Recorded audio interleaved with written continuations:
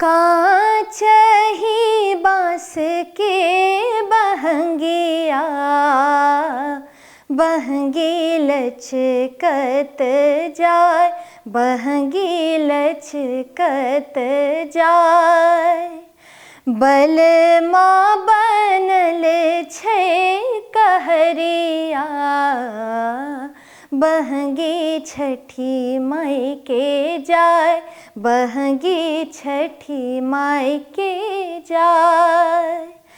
कांच ही बाँस के बहंगिया, बहंगी लचकत जाय, बहंगी लचकत जाय। रहिया में पूछे बटोहिया, बहंगी के कर जाय, बहंगी के कर जाय।